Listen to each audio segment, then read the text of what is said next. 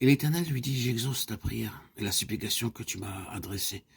Je sanctifie cette maison que tu as bâtie pour y mettre à jamais mon nom. Et j'aurai toujours là mes yeux et mon cœur. 1 Roi 9:3. Nous avons vu précédemment comment Dieu a parlé à Salomon après qu'il eut achevé la construction de la maison. Dans ce même chapitre 9, au verset 2, il est dit que Dieu lui apparut pour la seconde fois. La première fois, Dieu apparut à Salomon avant qu'il ait commencé à construire la maison. Maintenant, l'ouvrage étant terminé, après qu'il ait été exécuté dans tous ses détails selon le plan divin, Dieu apparaît à Salomon pour la seconde fois, lui montrant comment ses prières, ses supplications ont été entendues et exaucées par le Seigneur. Au verset 3, il dit « J'exauce ta prière et la supplication que tu m'as adressée. » Ensuite, Dieu dit « Je sanctifie cette maison pour y mettre à jamais mon nom. » Enfin, il ajoute « J'aurai toujours là mes yeux et mon cœur. » Le retour de la gloire peut donc être exprimé selon 3 façons. Dieu dit premièrement, j'ai entendu ou j'exauce ta prière et ta supplication. Cela signifie que le Dieu de grâce, de miséricorde, d'amour était disposé à exaucer leurs prières pour n'importe quel besoin. Dans Roi 8, nous pouvons voir comment Salomon pria pour une multitude de besoins divers. C'est une prière merveilleuse que je vous invite à lire dans 1 Roi 8, 22 à 54.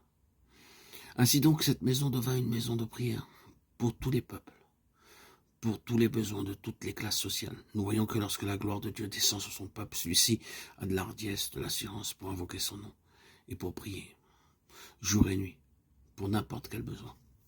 Il arrive alors que les croyants et même les autres deviennent si conscients de la présence de Dieu, de sa grâce et de sa fidélité, qu'ils viennent à lui, à tout moment pour lui présenter leurs besoins. Le prophète Ésaïe nous dit aussi quelque chose à propos de la maison de Dieu. Je les amènerai sur ma montagne sainte et je les réjouirai dans ma maison de prière. Leurs holocaustes et leurs sacrifices seront agréés sur mon autel, car ma maison sera appelée une maison de prière pour tous les peuples. Ésaïe 56, 7. La maison de Dieu devait être une maison de prière pour tous les peuples. C'est exactement ce que Dieu nous a montré aux Indes il y a 37 ans, à savoir que le lieu d'adoration devait être un lieu ouvert jour et nuit, afin que quiconque le désirerait puisse y entrer et y présenter ses besoins à Dieu. C'est pour cette même raison que Dieu nous enseigna à ne pas tenir de liste de membres de ceux qui se joignaient à nous pour l'adoration. C'est pour cela que jusqu'à ce jour, nous n'avons jamais établi aucune liste des personnes qui viennent dans nos réunions pour l'adoration, pour la prière ou pour le ministère ou toute autre forme de service. Nous enseignons à nos croyants que la maison de Dieu est une maison de prière pour tous les peuples. Que vous y veniez régulièrement ou occasionnellement, c'est à vous d'en décider, leur disons-nous. Nous ne revendiquons aucun droit sur vous, comme si vous étiez nos membres. Vous êtes les membres du corps du Seigneur Jésus-Christ. Il est votre roi, il est votre Seigneur, il est votre chef, et c'est à lui que vous appartenez. Si vous venez vers nous le jour ou la nuit, à n'importe quel moment, nous sommes les serviteurs de Dieu pour être à votre disposition et pour vous aider.